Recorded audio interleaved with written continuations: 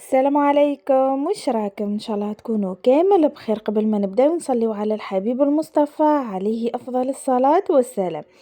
خطيتي العزاز، قبل ما نبداو في لا فيديو تاعنا ماذا بيا ما تبخلونيش بجنب هكا يطلع الفيديو لاكبر عدد، وبارطاجيو مع الاهل والاصدقاء حتى تعم الفائده. بالنسبه لا فيديو تاعنا تاع اليوم البنات جيتكم بشويه اقتراحات، شويه اطباق هكا البنات ينحيو عليكم شويه خيره وشويه تخمام. هنا البنات جيتكم بمجموعة من الأطباق يعني اقتصاديين البنات، وما يحكموش الوقت، والبنة حاضرة يعني أكيد البنة حاضرة. نبداو هنا البنات، ديما نبدا بنهار الجمعة.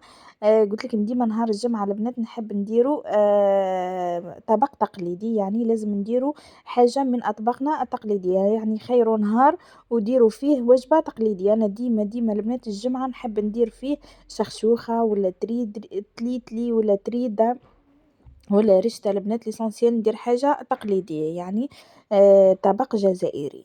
هنا البنات اقترحت عليكم شخشوخة الصفر، شوفوا درتها غير بالحمص البنات. والدجاج يعني تقدروا ديروها باللحم كيف الوصفة دي البنات موجودة بالتفصيل. يعني اللي حابة تجرب شخشوخة الصفر هذه تاع جهة الشرق البنات تدخل القناة، يعني جميع الوصفات اللي راح تشوفوهم دركا تلقاوهم بالتفصيل الممل في قناتي. تلقاوها حاطه لكم فيديو البنات تاع شخشوخة بالدجاج، ولا حاطه لكم فيديو واحد اخر باللحم، يعني جست ادخلوا ريشيرشي وراح تلقاو الطريقة من الاول للاخر يعني، وبطريقة مبسطة. اخرى هنا كنت قدمتها مع شوية سلطة سامبل هيك بركة البنات. فوالا هذه بالنسبة ليوم الجمعة.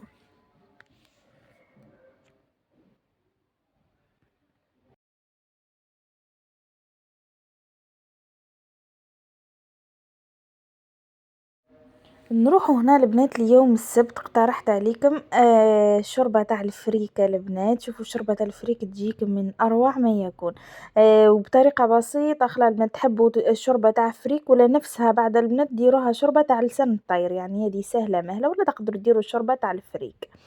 هنا البنات انا درت شوربة تاع الدويدة.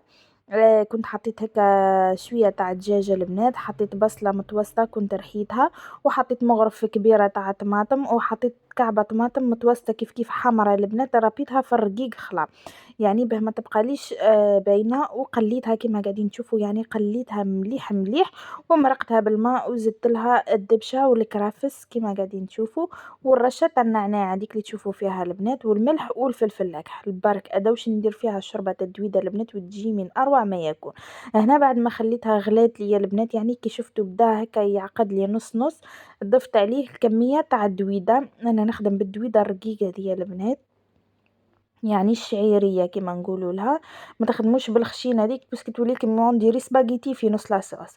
اخدموا بديه الشعيريه الرقيقه، خلاها البنات تجيك معسل وفري. هنا شوفوا معايا، قلت لكم حطوا له كميه مليحه من الدبشه والكرافس. وهنا زدت لها القرن تاع الفلفل الحار البنات، وراح نخليها يعني تطيب لي واحد 20 دقيقه كيك البنات، راح تكون واجده معايا. شوفوا لي هنا البنات بعد ما بدا يطيب هنا الجاري تاعي، انا راح نضيف له رشه تاع نعناع يابس لهنا البنات، صدقوني جا من اروع ما يكون، يعني بطريقه سهله وبسيطه. خلاص شوفوا سيرتو الخدامات البنات ولا اللي حابه يعني ماكله طيب لهم في ساعه. قلت لكم في نص ساعه راح يكون واجد معاكم هديه الشوربه البنات، يعني مش راح ديباسي معاكم ساعه في الطياب تاعها. وفي الاخر خلاها نرشولها. هنا اللي عندها عواد تاع الكرفس طيشي عواد تاع الكرفس البنات، انا ما كانوش متوفرين عندي، كنت قدمت معاهم هكا دما لي ساندويتش ولا تاع شاورما ولا كيما تحبوا تسميوهم سميوهم البنات. كان عندي متوفر خبز تاع تورتيلا، يعني حبيت نرافقوا معاهم.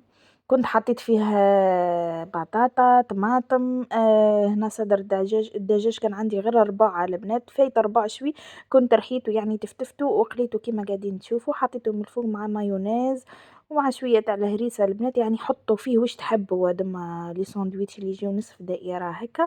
ورحت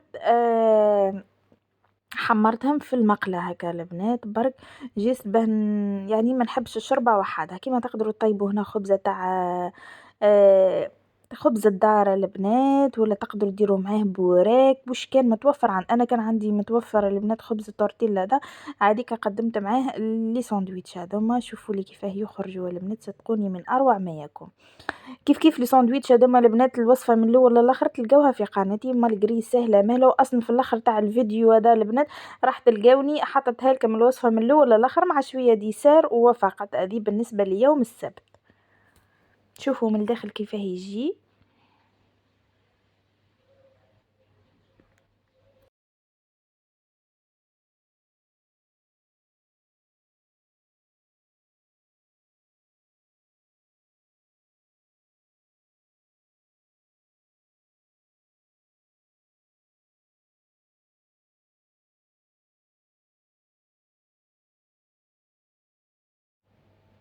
نروحوا هنا ليوم الأحد البنات وصفة اقتصادية يعني بدون لحوم. هنا شوفوا واحد البطاطا البنات راح نمدلكم السر تاعها باه تجيك معقدة بهذا الشكل. تجي بنينة تاع الصح البطاطا دي البنات يعني والطريقة تاعها السر تاعها في الطريقة تاعها البنات. هنا جست بطاطا فقط وبصل وطماطم البنات بصح الطريقة تاع الطياب تاعها هي اللي راح تخليها بنينة عسل. طيبتها في الطاجين هذا ولا تقدروا طيبوها في البرمة عادي. شوفوا كيفاه تجي البنات معسلة. شوفوا لي اكدوا لي على صوص كيف ما يعني السر تاعها في الصوص هذا البنات وراح نعطيكم السر تاعها.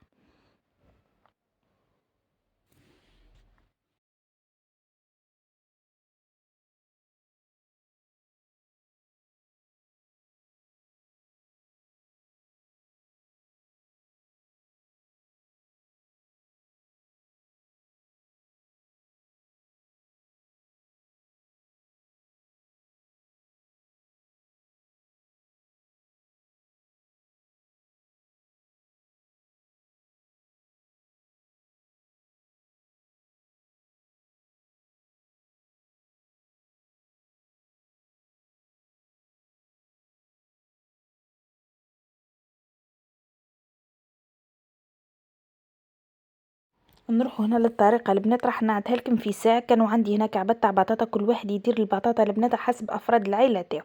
انا ديما نقول لكم بلي الوصفة تاعي كل زوز عباد البنات سي بور سا. كمية كونتيتي قليلة نتوما طيبوا الكونتيتي اللي تكفيكم. كنت قشرت هكا الكعبات تاع البطاطا اللي يكفيوني البنات وجبت زوز كعبات تاع طماطم رابيوها في الرقيقة البنات باه لاصوص تاعكم تجيكم ما تجيكمش فيها الكعب تاع الطماطم يعني تجيكم خاثرة ورطبة البنات لاصوص تاعكم. هنا كنت رابيتها في الرقيق يعني تترابي لكم عادي جدا. كنت رابيت معاها 4 فصوص كبار تاع الثوم.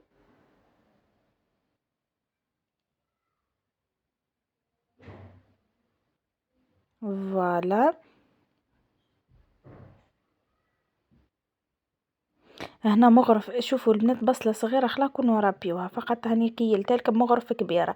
هنا حطيت شوية تاع الملح حطيت شوية تاع الفلفل الكحل وحطيت شوية توابل يعني خاصة بالدجاج وحطيت مغرف صغيرة تاع الهريسة وحطيت مغرف كبيرة تاع طماطم كونسيرف البنات وقصيت فوقها كمية مليحة من المعدنوس يعني هذه التتبيلة.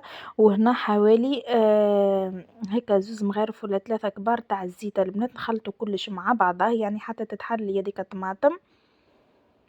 والسر تاع لاصوص باه تجيني عاقدة البنات نحط مغرف تاع فرينة في البطاطا تاعي. شوفوا لي الطريقة هذه البنات صدقوني من اروع ما يكون يعني وتجيك مبنينة تاع الصح.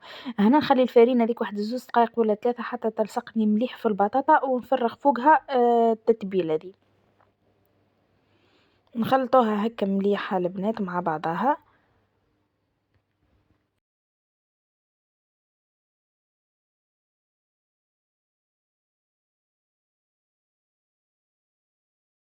هنا ضفت معاها شوية تاع زيتون يعني هاذوما الإضافات الزايدة البنات اختيارية تقدروا تقصوا معاها فلفل حلو تقدروا تقصوا معاها واش تحبوا. هنا عندي هذا الطاجين البنات. هنا نقصت الزبدة حوالي نص مغرف كبيرة تاع الزبدة البنات لكن كونتيتي كبيرة تاع البطاطا ديروا مغرف كبيرة كاملة. انا الكونتيتي تاعي صغيرة. نخليها تذوب هكا شوية البنات وراح نفرغ فوقها مباشرة هذيك البطاطا اللي كنا تفتفنا.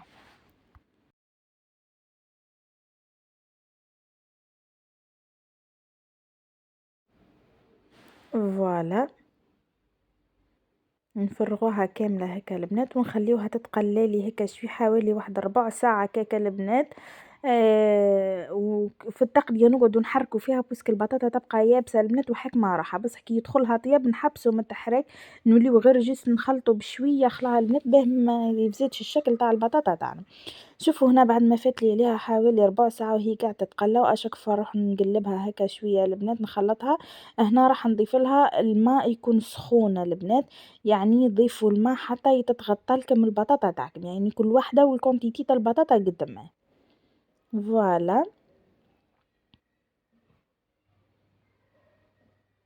نخلطها هكا مليحة البنات، ومادام البطاطا مازالت حكمة روحها وما بقيتش نحركها خلا نقص لها النار للاخر ونخليها حتى تطيب لي. شوفوا هنا البنات بعد ما طابت لي البطاطا، شوفوا لي لاصوص كيف ما يجي عاقد، صدقوني من اروع ما يكون الوصفه دي البنات. هنا حنحط فوقها كميه مليحه من الفرماج رابي، تقدروا تحطوا فرماج ابيض معاه وسيا البنات، يعني على الوجه انا خدمت بشيدار لهنا، كل واحد يخدم بأي نوعية تكون متوفرة عنده، تقدروا تخدموا بنابولي يا البنات فرماج رابي، ولا تقدروا تخدموا ببيب، لكم الحرية.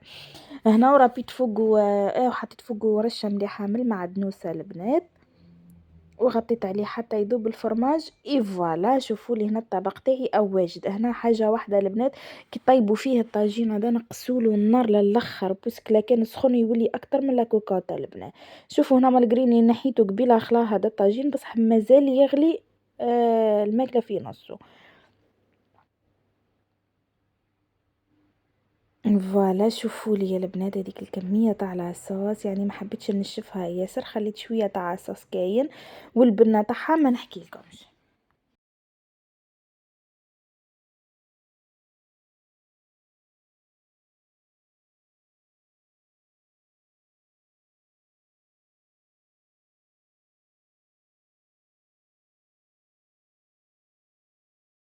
نروحو هنا البنات اليوم الاثنين راح نديرو كسرة محشية.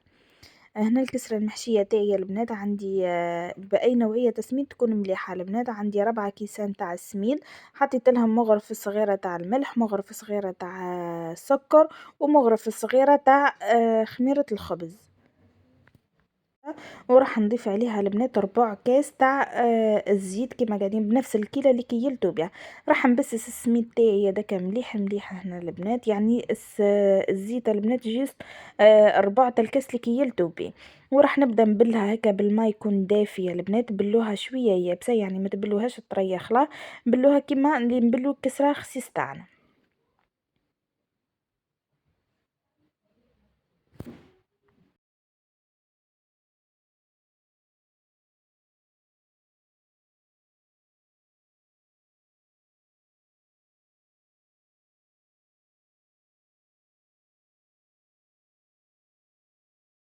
فوالا شوفوا هنا بعد ما لميتها البنات، شوفوا كيف هي يابسه في يدي يعني مش هطريه.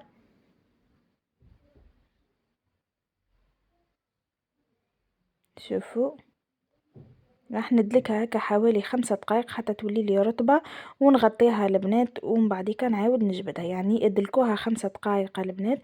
وهنا راح نبدا نعجن فيها بهذا الشكل ونقسمها البنات. هنا راح ندير بها 3 وكل واحدة نقسمها عزوز. فوالا يعني ككل دارت لي 3 خبزات كبار، يعني ويجيو كبار ياسر الخبزات البنات. راح نغطيهم هكا ونخليهم يعني يزيد ربع ساعة واحدة أخرى ونروح نشكلهم.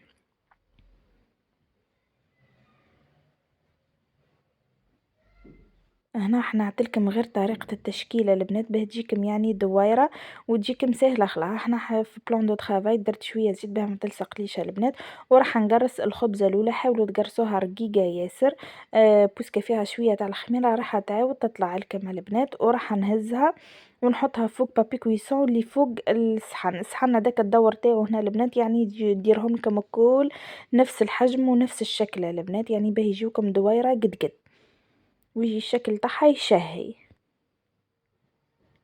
فوالا شوفوا كيف ما تخدموها بكل سهولة. وراح نبدا نحشيها لهنا البنات، هنا بالنسبة للحشو درت شوية هريسة، ودرت الحشو نفس اللي نديروه في المحجوبة البنات، يعني الشكشوكة تاع البصل والطماطم وفلفل حلو وفلفل حار هكا البنات، وشوية تاع الشحمة كيما قاعدين تشوفوا هنا الشحمة طابت، لاصوص تاعي طيبتها في لاكوكوط البنات كيف خليتها نص ساعة طابت خلا، الشحمة كي بردت البنات هاذيك بقات تبان هكاكا، وحطيت كمية مليحة من فرماج رابي. وراح نغطيها البنات، راح نقرص خبزة أخرى بنفس الطريقة ونحطها فوق هادي، دوك نعطيكم كيف تهزوها البنات الخبزة الأخرى باه تجيكم قد قد. فوالا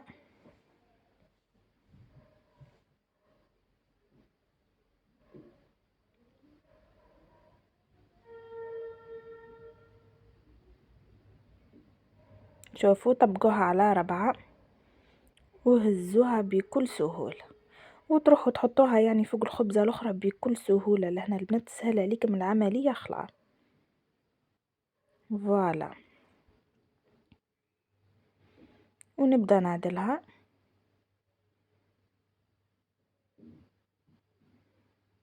فوالا ونقفلها مليح البنات في الجوانب تاعها وراح تجيكم دائرة قد قد.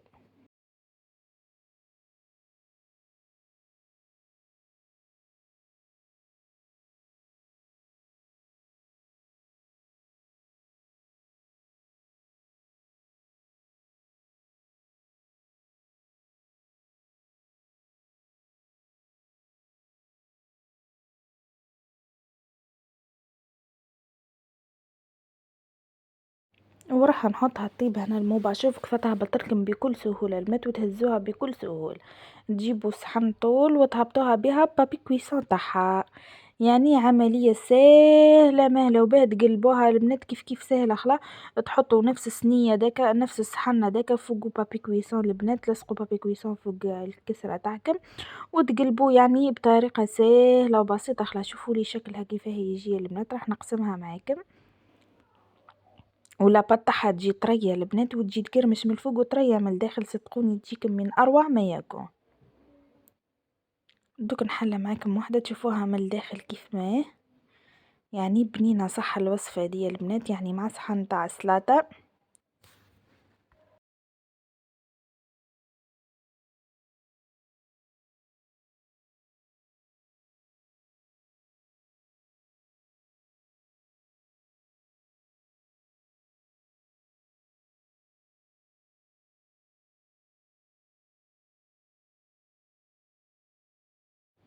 فوالا البنات وهذا هو الطبق تاعي بالنسبة لنهار الاثنين.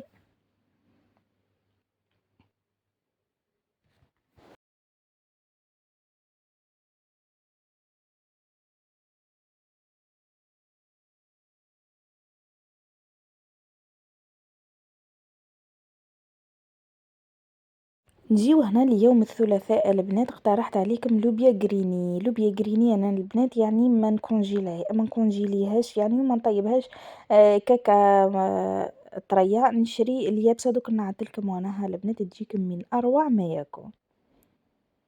ها هي البنات شوفوا الامبالاج تاعها كيفاه تجي يابسه كيما اللوبيا البيضاء اللي نشريوها بعد البنات، والبنه تاعها ما نحكيلكمش والله يوندي غير جديده اللي طيبتوها. هنا حنحط كميه منها البنات ترنخلي الليله كامله، هنا قبل ما نطيبها بنهار رحت رنختها كيما قاعدين تشوفوا حتى الصباح باه طيبتها. فوالا هنا ربيت معاها كعبة تاع طماطم حمراء وكعبة تاع بصل متوسطة البنات وربع فصوص كبار تاع الثوم وكمية مليحة من المعدنوس، وراح نخلط كلش بارد في بارد البنات. هذه هي طريقتي في اللوبيا جريني في الحبوب وكل، هذه هي طريقتي يا البنات تجي من اروع ما يكون.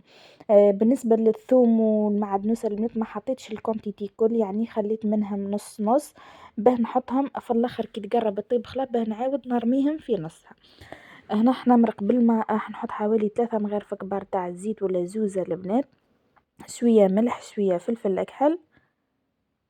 فوالا وراح نمرق بالماء البارد يعني كلش بارد في بارد، نخلطو كلش البنات مع بعضها وروح نحطها فوق النار، يعني على نار تكون ناقصة للاخر حوالي ساعة غير ربع البنات طفيو وروحوا شوفوها كيف هدي. شوفوا لي النتيجة يعني ما تجيكمش كحلة خلاص بس مرنخة نهار كومبلي البنات في النهار، يعني الكحولة كل تتسيب في الماء ذاك. شوفوا كيف ما هتطيب، يعني ما تخافوش منها، خلاص أنا قلت لكم كي تقرب الطيب نزيد نعاود نطيش هذاك الثوم والمعدنوس. فوالا، يعني باه تجيني النكهة قوية، وبلا ما ننساو الرشة تاع الكمون في اللخر خلا. فوالا حنخلطها البنات، شوفوا كيفاه تجي عاقدة، والله من أروع ما يكون، يعني ننصحكم تجربوها البنات. لقيتوها اللوبيا دي يعني في لي سوبيرات تتباع عادي جدا، لقيتوها غير شريوها. قلت لكم رشة الكمون مع الاخر اي فوالا، شوفوا الريزلتا كيفاه تجي، والله بنتها من اروع ما يكون. كنت رافقتها هنا البنات مع سلطة تاع راوز والرشة تاع زيت زيتونة. فوالا، قلت لكم كنت رافقتها مع سلطة راوز.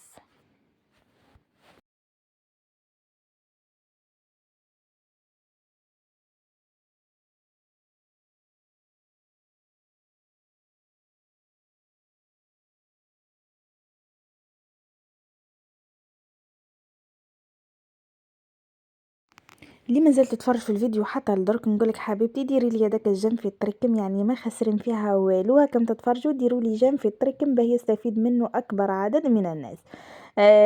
شوفوا لي هنا البنات، بالنسبه ليوم الاربعاء كنت رحت طيبت دوما لي ساندويتش اللي قلت لكم. دوك تلقاهم في الاخر تاع لا فيديو، دوك نعطي لكم البنات من الاول كيف ما درتها. شوفوا كيفاه يجي، وصدقوني من اروع ما يكون، يجيو بنان تاع الصح. هنا تقدروا تقصوا فيهم كبدة، تقدروا تقصوا فيهم سكالوب، تقدروا تقصوا فيهم فيوندا شيا البنات، يعني تحطوه في الوسط، كل واحد واش يحب يحط. هنا كان عندي كمية تاع صدر دجاج قلت لكم البنات. كنت رحيتها تفتفتها يعني مع شوية بصل شوية معدنوس توابل خاصة بالدجاج شوية مطارد، ومغرفة صغيرة تاع الزبدة البنات ومغرفة كبيرة تاع لاشابريغ، رحيت كلش مع بعضه ورحت قليتهم بهذا الشكل كما قاعدين تشوفوا هنا. الراوز تاعي قاعد يطيب، نقدمها مع الراوز سلطة راوز البنات. والرغيف تاعي كان متوفر عندي، كيف اللي تحب وصفة تاع رغيف تلقاها في قناتي يا البنات، وصفة ناجحة مليار بالمية. وكمية تاع لي فريت قلت لكم ديما الكونتيتي نتوما اللي تتحكموا فيها، بويسك انا البنات نخدم غير عزوز، يعني نطيب كمية تاع زوز عباد. هنا جهاد بلدي وقاعد يعاون فيا، شوفوا لي هنا بعد ما درتها مع البنات حطيت لهم شويه هريسه مايونيز لي فريت شويه طماطم. حطيت زيتون، حطيت هذاك الصدر دجاج، هنا جهاد ولدي وقاعد يخدم معايا. فوالا، حطيت المايونيز من الفوق، يعني هنا وشويه تاع الفرماج ابيض وسيح حطيته البنات، ونروح نطبقها مع النص ونروح نحطهم فوق هكا البنات، نحمرهم شويه في المقله ولا في البانيناز، كل واحد وفاه يديرهم. انا عندي المقله دي تاع دوب الفاسه البنات درتها هكا. كنت قدمتها مع صحن تاع لي فريت وصحن تاع السلاطه البنات ومع لهنا، يعني انا ديما ما نحبش نطيب ماكلات ياسر البنات، نحب ديما حاجه خفيفه وفي ساعه طيب. فوالا، يعني نتمنى نكون قاعد تستفادوا من عندي هكا، وحتى بحاجة بسيطة البنات، يعني وما تبخلونيش خواتاتي العزاز من جنبوس قاعدة نتعب في لي فيديو هذم باه نجيب لكم غير الوصفات الساهلة البنات، واللي ما تديش معاكم الوقت ياسر، واللي يفرحوا بها ولادكم او ميم طون. فوالا، نروحو هنا ليوم الخميس البنات، اقترحت عليكم بروكلو بلا صوص البنات وليبولات تاع الدجاج. انا ديما كي يعود عندي صدر دجاج البنات ما نحبش نطيب به كيكه، بعد نحب ديما نديرو ديبولات تاع كفتة، يعني هداك صدر دجاج نروح نرحيه ونتفتفو بركا ونديرو ديبولات تاع الكفتة، احسن ما نطيب بيه هو شاي حكاكة بعد البنات. بالنسبة ذا الوصفة البنات حبيت نديرها لكم من الاول للاخر، وش كنت درت فيها كيف الوصفة في قناتي بالتفصيل الممل. هنا جبت برمة حطيت فيها حوالي 3 مغارف كبار تاع الزيت، بصلة متوسطة كنت رحيتها، مغرفة كبيرة تاع طماطم، شوية تاع الملح البنات وشوية تاع الفلفل الأكحل وشوية توابل خاصة بالدجاج. راح نخلط كلش مع بعضها وراح نجيب لي بولات تاع الكفتة اللي قلت لكم كنت درتها مع البنات غير بربع صدر تاع دجاج. فوالا، ويخرج لكم كمية مليحة ولي بولاتها مكبارة هنا.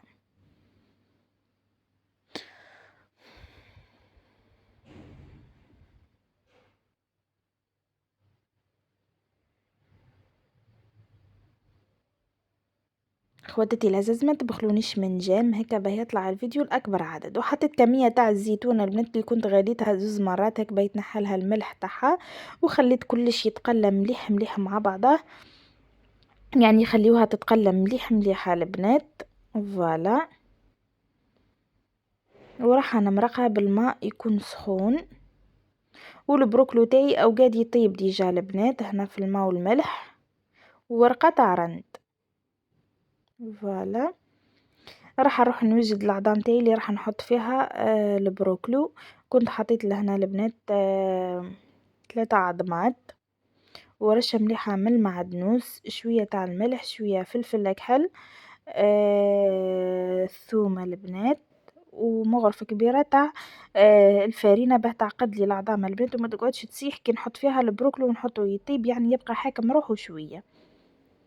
وراح نجيب البروكلو تاعي يا البنات كما قاعدين تشوفوا، وروح نقليه كما نحيها نروح نقليه مباشرة، وبعد ما يتحمر لي في الماء المقلة بعد نحطه في البرمة البنات. يعني هو فيه شوية خدمة دي الوصفة البنات بصح تجي بنينة عسل. فوالا حنحمرو من الجوانب الكل.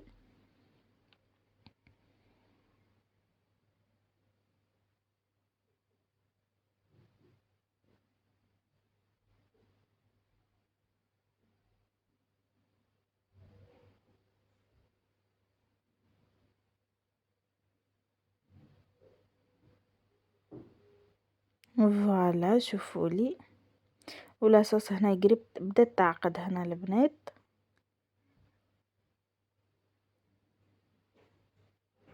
هنا شوفوا لي تلقيني نلقاها تحمرت لي مليح مليح، نهزها من المقله مباشره ونحطها في البرمه تاعي، يعني باه ما نكترش عليا القرابج هنا البنات.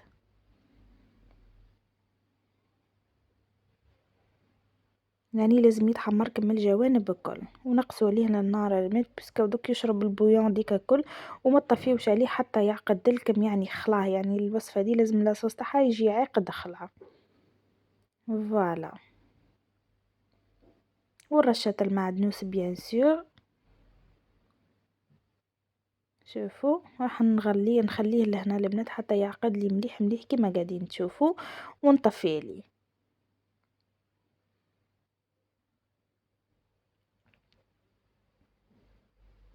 شوفوا هنا البنات بعد ما عقد لي لاصوص، يعني لازم تتحصلوا على كمية لاصوص تجي بهذا الشكل. هنا طفيوا عليه ونروحوا نقدمه، صدقوني بنتو ما نحكي لكمش البنات، يعني يجي بنين تاع الصح، غير جربوا البروكلو بالطريقة دي. اللي مازال تتفرج في الفيديو حتى لدوك نقولك حبيبتي ديري لي هذاك الجيم، يعني ما خسرين فيها والو. خواتاتي العزاز راكم تتفرجوا ديروا لي جيم في التريك من غير باه يستفيد منه اكبر عدد من الناس، وانا يطلع لي الفيديو تاعي يعني باه ما يبقاش حاصل ويدور يعني في نفس الدائره. عقد ما ديروا لي جيم عقد ما يطلع الفيديو تاعي. رشه شويه تاع المعدنوس البنات، وي فوالا ده هو الطبق تاعي بالنسبه ليوم الخميس.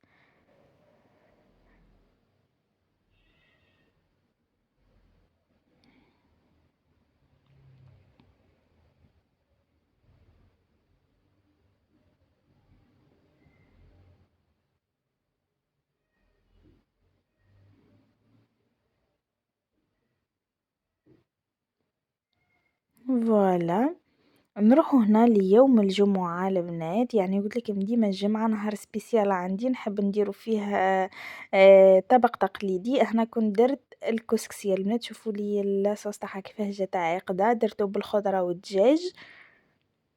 فوالا، هنا بعد ما فورت والبنات خطرتين راح نسربيها معاكم. هنا البنات اللي وصلنا للاخر تاع لا فيديو، نتمنى نكون يعني فدتكم حتى بحاجه قليله، وديتو من عندي شويه افكار البنات. هنا كيما ما بخلتكمش انا من الوصفات البنات، نتمنى ما تبخلونيش من هذيك الجيم، ونتلاقاو في فيديو اخر ان شاء الله.